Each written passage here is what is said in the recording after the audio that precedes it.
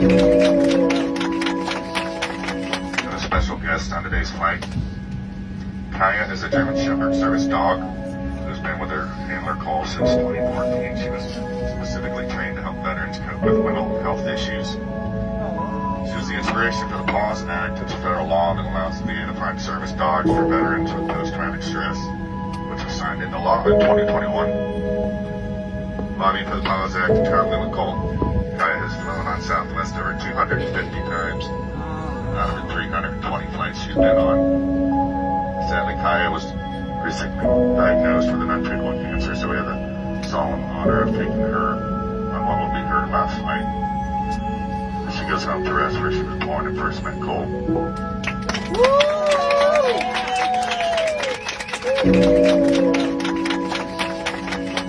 Woo!